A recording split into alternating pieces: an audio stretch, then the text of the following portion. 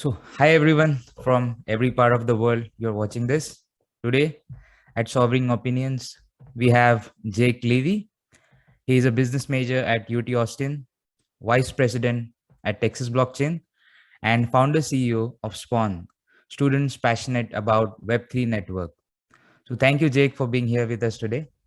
Thank you. I'm excited to talk with you. Yeah. So, my first question is like, what's your journey in Web3 like? Everybody has a journey, everybody starts from somewhere. So, where did you start and how did you start? Yeah, how did I start? About 2 years ago. So summer of 2020 was the first time that I put any money into cryptocurrency. It was the first time that I actually ever heard of it. The way I got into it and the way I did hear about it was through the traditional finance markets. Throughout my high school years, I was super involved with finance. I loved like technical analysis, trading, like scalping, like that kind of stuff. I was always involved. I was doing the small little trades. I was on social media. I was learning about everything that had to do with traditional finance. And, when you follow someone that does traditional finance, Twitter knows you better than you know yourself. You end up seeing posts that had to do with crypto. And this was around the time when all these smaller tokens were on the rise. You were seeing like 200x, 300x gains.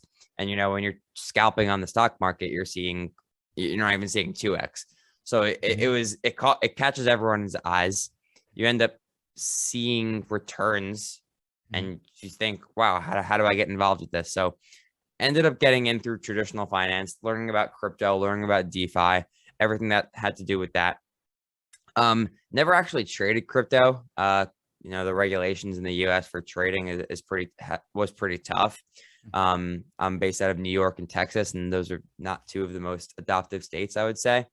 Texas has been better with mining and everything, but regarding like investing and holding and trading, it's been pretty tough. Got in through DeFi, crypto. Then transitioned into like NFTs. Was very heavy into NFTs. Bought some NFTs, lost some money, got scammed a bit. Great learning experiences. I mean, it's a little cliche, but you really don't know what it's like. You don't know. You don't get the full experience until you're actually hands-on. You can do as much research, you can sit idly and not implement anything, but until you do that implementation, until you actually buy something on a decentralized exchange, until you actually load funds into your hardware wallet, you don't really get what that's like. So went from crypto, went from DeFi into NFTs, back to crypto a little bit. I got super involved with like gaming, play to earn games, invested in some of those in-game assets. Never actually played the games. Ended up trading those for pretty much break even. Just again, like getting my hands dirty, getting involved with that. And so that was all probably over the past year or so. And then, like you said, I got involved with Texas Blockchain, and that was a great explosion of community, of interest, being able to talk to people who were into the same stuff as me. And then from there, I created Spawn, and this is the fellowship I've been working on as well. So that's kind of what the journey I've been on is like. It's definitely all over the place, but excited to talk about the different aspects that you dive into. Yeah, so it's great to know that even you got scammed. So that's like a good, good way to start. So because that just says that the UX that we have currently is not that great. So don't you think that with the adoption still an issue? So a lot of population would want, let's say, a 2.5 kind of a experience and not a Web3 kind of an experience in itself, right? Like a walled experience a bit. Yeah, I mean, this is maybe a little bit overstated, but I'm going to say it anyways. Like, until people don't know that they're using Web3, it's not going to succeed to the point that everyone thinks it will. And that's my opinion. It's everyone says until my grandma knows that until my grandma doesn't know that she's using a blockchain is not going to be impactful in the daily life. And one example of this, or something I want to bring up, is I was on the subway in New York City, and I looked up and I saw an ad, and it said, it went into some blockchain. It started talking about their transactions per second. It started talking about their technical aspects. And I started reading into it, and like, even I didn't understand half the stuff on it. These companies are marketing to blockchain developers right now. They're not marketing to people that can actually use the technology, at least from what I've seen. All these different ecosystems are trying to bring builders into their blockchain, are trying to bring more people to come and build more dApps, to come and build more exchanges, NFT platforms, whatever it may be. They're not marketing to why my mom needs a blockchain. They're not marketing to why my grandma should use DeFi instead of traditional finance. So until the marketing, even just on the marketing, until the marketing aspects are targeting the people that can actually use it instead of the people that want to build on it, that it won't really see any major adoption, in my opinion. And that ties right into the UX, like you said, like until I can use it on my phone, and hardware is another issue we can bring up. I don't see it hitting mass adoption, at least within just the DeFi sector. Because just to add on to that, currently, you see, it does to some sectors seems like Web3 is a solution looking for a problem. So what do you think is like the main two or three points which Web3 can really be a leap and bounds above Web2 in your opinion? Regarding you saying Web3 is like a solution looking for a problem, I get that a lot. And I think the person or the concept that can kind of best answer that is something that I listened to recently in a podcast, something that Chris Dixon said, one of the the general partners at A16Z. And he talked about skeuomorphic design. And I'm not sure if you've heard about that, but essentially what skeuomorphic design is that it's a concept that people focus too much on doing old things better instead of focusing on building new things. It's the concept of making items resemble their real world counterparts, essentially, too, where maybe an example is like Apple, their bookstore, their library app, like the icon would be like the wooden bookshelf, or like even in like, I think I'm pretty much quoting Chris Dixon from his podcast, but like he said, like old plays, old movies used to just be recorded plays. So it's a concept of trying to do old things better instead of building new things. It's like, it's like native innovation versus copy and pasting Web 2 into Web 3. And how that ties into your question, is Web 3 a solution looking for a problem? I think a lot of what we're seeing right now is just copy paste of Web 2 into Web 3. There are a lot of different sectors, I think, that don't need to be decentralized, that don't need to be on a blockchain, would be better off, that life would be better off if like the government was taking care of it. I think it was like Naval that said, like, it's not a famous quote, but he said, like, you don't want to be paving your streets. You don't want it to be decentralized. Who's picking up your garbage or who's taking care of a lot of the stuff the government does, let's say. So there are a lot of sectors where, yes, I think Web3 is a solution looking for a problem, but there are a lot that I think Web3 can really solve a critical problem. I think a couple of my favorites, at least, are the healthcare industry and the music industry. I'm happy to dive into those a little bit if you'd like. Yeah. So we'll just move to the the biggest one of the most important promises of Web3 is decentralized decision making, right? So just like it's like related to what you just talked about. So, but one of the prominent blockchains, if you see recently, it tried to regulate the whale account, how is going to be monitored, etc. So a lot of, again, this is a query that are these promises of blockchains really going to be adhered to? Are they really decentralized in toto, or just, let's say, in form but not in being, as they say, right? So touching on like the centralization aspect of the quote unquote decentralized blockchains, I think that the aspect of that that's most prominent to me is the infrastructure. I've worked with some companies in the past that deal with decentralized infrastructure, and it really got me thinking and required me to learn about what is the infrastructure that all of these blockchains are built on right now. You know, if a blockchain is claiming to be completely decentralized, that there's no core people having say in whatever is going on that blockchain, or people can't hack it or whatever it may be, well, most of the time that blockchain is built on Amazon Web Services, Mhm. AWS. And if AWS goes down, then that blockchain goes down. If AWS is subject to a hack, then that it's definitely, it's not as simple as this. But if AWS gets hacked, if AWS goes down, something will happen with that blockchain. They say they have measures in place to prevent that. They say they have measures in place to stop, to keep on running, to keep uptime when AWS goes down. But to the extent that Web3 should be a new paradigm, a new shift, a new development in this space, if we're still relying on centralized infrastructure like AWS, I'm not sure that the whole sentiment of self-sovereignty, of own your own data, of don't rely on anyone else, it is really true there. And that's where decentralized infrastructure can come in, decentralized cloud storage, decentralized cloud computing, on top of the centralization aspects of the projects you just mentioned. Yeah. So you said you dived a bit into realty sector while being in New York. So that's like the epicenter of everything.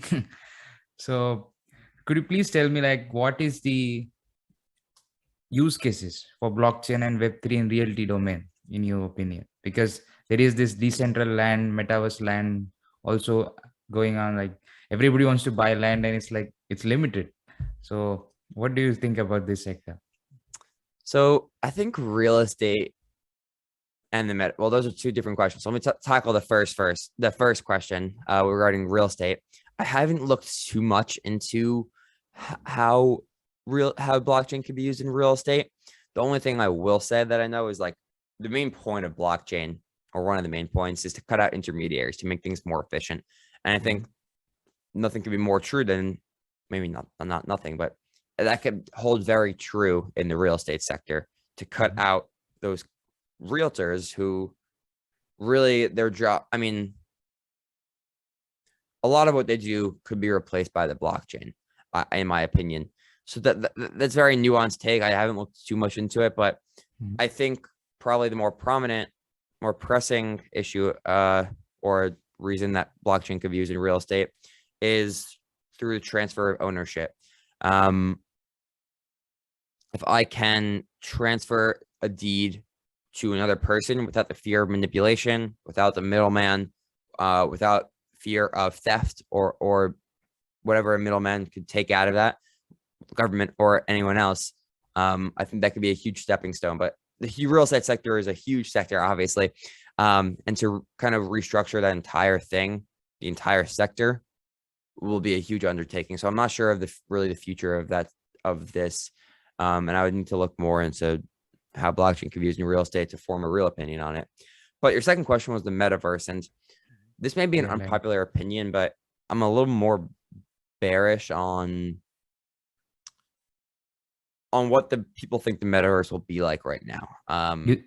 Just to say, you said bearish, is it? Not yes, bullish? yes. Oh, And the main reason I see it is because of the hardware we have right now. I don't see people walking around with an Oculus with a goggle strapped to their face. I just don't see that being a future. I don't see people popping a bottle of champagne in the metaverse. I don't see them celebrating their mom's birthday in the metaverse. I don't see all this kind of stuff happening. And Ready Player One is one of my favorite movies. And until we can get something similar to that, and by that I mean you can be immersed into a new world. You have a suit on and you can feel everything that's going on. I recently looked into a really cool hardware device. You like put it on your back and it can make you feel temperature. Like if you're going into a lava and into let's say you're near a volcano, and in the game your character should be feeling hot. This thing will like attach to the back of your neck and it'll make you feel hot. If you jump in an ice bath, it'll make you feel cold, something like that. Also regarding the goggles aspect of it, I think until we can get something where it's like a glass, where it's like a glasses and it's more of an like a AR VR metaverse where it's like it's adding on to the world we have now, kind of like I think about like a Free City, the movie where you put the glasses on and your world is kind of expanded. I think that is the future of the metaverse. So if you're talking about that metaverse, then I'm bullish on that. If you're talking about the metaverse where you put the goggles on and you're living life through that, I don't know what I think about that. But I think Free City, the movie there, would probably be the best example of what I do like and what I do think would be incredible for the future. Think of anything else with the metaverse. So I think do, what I do, if I could add one more thing, I do think that having digital scarcity with regards to land will be very important moving forward. And I'm curious to see how these different metaverse applications deal with scarcity, because I mean, they could keep just adding more and more and more, but then that would obviously just take away the value. So I'm curious to see how they deal with the scarcity aspect of things, because obviously basic economics, scarcity creates value. So I'm curious how they go about that. So you talked about Ready Player One. Do you see your role as a Parzival, or you would join IOI in it? Definitely Parzival. IOI, I mean, like, if I really want to read that book. I want to read that in Snow Crash. I can't believe I haven't read those yet, but I think the IOI aspect, like, they touch on different aspects in the movie. And like that is where I see like the centralization of different organizations coming in. So it's I'm sure if you can like do a deep dive and do an analysis of that movie, you'd be able to relate a lot of what is in that movie to what we see in current day. Yeah. So regarding this DeFi sector and Web3, which is like one of the prominent use cases here. So why do you think the incumbent behemoths, that the big organizations, they are not, how they would transition into Web3? You think the journey, how would that look like, in your opinion? Are you talking about like DeFi specifically, like big banks? Yes, big banks. Yeah. So I would say my first opinion on that is like a lot of people like to criticize or shame the big bank CEOs and presidents, but in the grand scheme of things, like these are incredibly smart people that run insanely huge firms that have large amounts of data. And obviously, like them having all that data on us is the antithesis of what Web3 is meant to be. I think that these big banks will have a larger role in Web3 than we think there will be. And that also plays into, I think, the big corporations, the big Web2 corporations as a whole will play a larger role into Web3 than we think, like Meta and Facebook or Meta. I think the data they have, the teams they have, the funding, everything about them will just make them that much more capable, that much more ready to take on this new technology once the regulation is in place, once the foundation is there. I think the big banks, I think companies like Meta, I think they will play a larger role in the new world, and the incumbents won't be deleted. I think they'll play a large role in what we see. I'm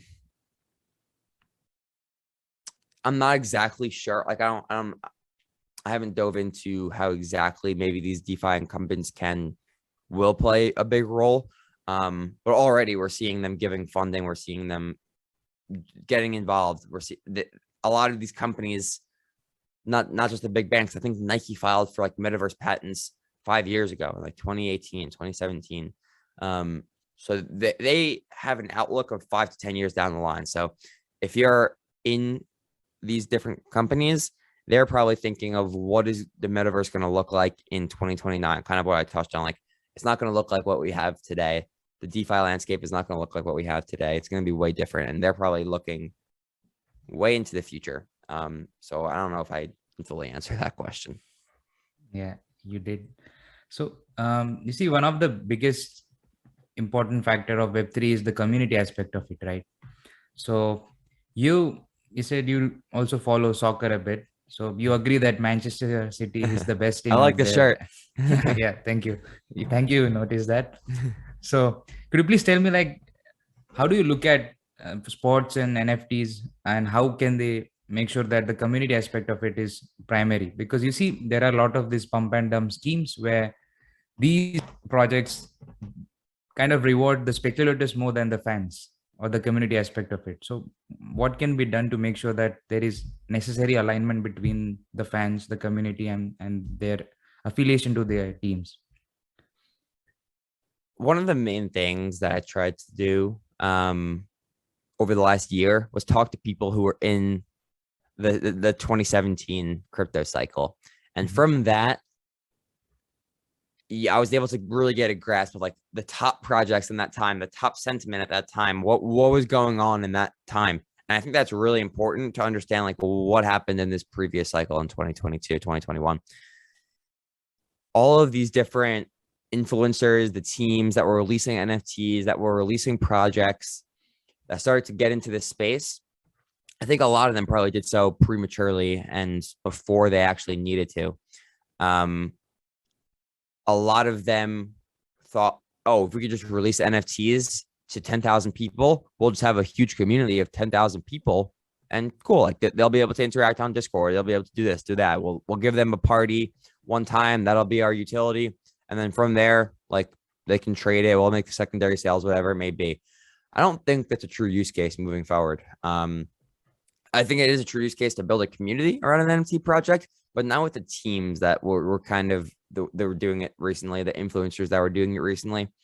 I think a better use case for NFTs communities is probably in the music industry, where smaller artists can really take advantage of the theory of like the 1,000 true fans and being able to survive off of that and being able to live off of that.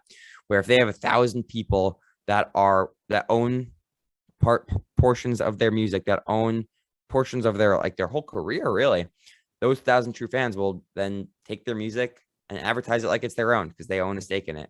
I think that can really make an impact on the smaller artists that are struggling to survive, not just music artists, but artists in any domain. I think it can really help. So I don't know if the teams releasing NFTs. I know the NCAA is doing this right now with a bunch of different teams. I know NBA Top Shot and the UFC did one. I think that maybe in the next cycle, I think there will be a completely different way of going about building communities than what we have seen with the NFT projects recently. I think the way that utility is defined right now is very subjective, and there's no promise, no follow through. That was like one of the things I got scammed on with NFTs. The project I bought into never followed through with their project. Obviously, it's a little bit different for these huge teams like Manchester City. They have a little more liability, I'll say.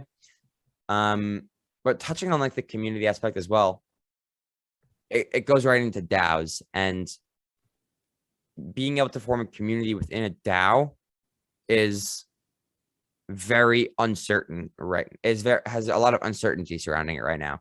You know, who's liable for the actions taken by the DAO, who's liable for the community. And I think that makes investing in or getting involved in a DAO very hard, and thus getting involved in a community very hard. I think it's also the tightness within the community. If there's 10,000 people, you know, I don't really feel so special. I'm not really meeting anyone. If it's all online, if I'm in Discord, what's the personal connections I'm making? What social connections am I actually making? And that ties right into exclusivity and all that other realm of feelings and like how community should be built. And like exclusivity is the opposite of what people say Web3 should be. So going off on a tangent here, but that was kind of like a long-winded answer to that. Yeah. So now let's come to the main point, like the spawn. Why did you feel the need for having students passionate about Web3 network? The main goal, the thesis of Spawn, I would say, is to bridge the professional networking gap for students in Web3. Students who need more than what's offered on campus, more than what's offered in their traditional communities. They need to connect with industry professionals, industry leaders. They need to grow their network of students around the country and around the world. The main impetus for creating Spawn, I would say, was I was traveling to different conferences, going to different fintech events, and The students would be in the audience. I would be in the audience with a student from Michigan, from Harvard, from MIT, from USC, whatever it may be. And there's no really way for me to connect with the other really passionate, bright, talented students. In the similar vein, up on stage was all the industry leaders, the industry professionals giving talks, giving panels, talking about the space, but not really interacting with the students, not really engaging with the students. And that's the kind of the disconnect we aim to solve. We want to give students networking opportunities to talk with professionals, to actually engage one-on-one with those professionals, while also giving them a community of students around the world. Spawn is going global. It will be around the world that we're giving a community of students to. And the way we're going to do this is through a fellowship. And the fellowship the main goal is bridging the professional networking gap for students, giving them industry connections. We're doing this through a mentorship, a one-on-one mentorship the students will get. We're doing sponsored travel, taking the students to San Francisco this September 22, whoever's listening to this. So taking everyone to San Francisco this September, doing 4 in-person events for our first cohort, doing beta testing, giving students industry insight, working with professionals, working with engineers, and doing online panels, online podcasts, student times industry panels, giving students opportunity to connect with other students, giving them the experience of connecting with industry professionals. You asked like why I built this, and I'm building it like for myself. I have benefited so much from having such an amazing network from students and from industry professionals that I would have never been where I am today if I didn't have the network I did.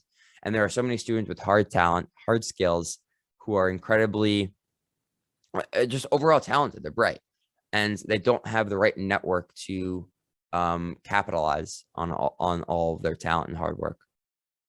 Yeah. So will this be a curated platform a bit, or like it's like open for whoever want to join it? So we're taking the opposite approach from every other community or platform on the market. All these other organizations target the masses. They focus on broad education, on general education, and that's fantastic. Like, it is 100% needed in this space. That's what Texas Blockchain does. We focus on bringing adoption and education to all the students at UT. I think it's very oversaturated right now. I think you can go on YouTube and probably learn about any topic you want to a certain extent. If you're disciplined enough, you can get enough education about any of these topics. So what we're doing is targeting the opposite. We're targeting 20 passionate, ambitious student leaders, student founders, students who are running their blockchain club, students who are running companies of their own, students who are working in this space. We're targeting 20 students, keeping it exclusive, keeping it to those 20. Because like I said before, with the huge NFT projects, if you're in a group of 10,000, 1,000, 500, even 100, what is the level of interaction you're really receiving? How valuable do you really feel? So from the start, we're keeping it small. We could always grow, giving as much value as possible to these students, giving as much opportunities and experience to these students as possible. And that's why we're keeping it small. Yeah. So, and how does the roadmap of Spawn look like? Like, I'm sure that by this 6 months or 1 year, what do you think that Spawn would have achieved by then? So right now we're in the middle of planning for our first cohort. The first cohort will open up hopefully in September 2022. And from there will be a 3-month cohort where we're going to be executing on everything I just said. We're going to be taking our students on a sponsored travel trip. We'll be doing 4 in-person events. We'll be kicking off the mentorship. We'll be doing all this industry insight. And really, like, we're focused on creating an environment for students to excel. As cliche and corny as that sounds, like, we want these students to come out of this fellowship with a network, with ideas, with motivation and inspiration to want to continue in this space, want to build in this space, and want to work in this space. So that's like what we want the first cohort to look like. Farther down the line, we want this to almost be, actually, I'm not gonna touch on that, but we do want this to create a DAO we want to create a DAO for our alumni network. That is definitely in the roadmap. We think involving our alumni will be a huge value to us down the line. As I said, we're targeting these creative, intelligent students. These will be the future founders, the future entrepreneurs, the future CEOs.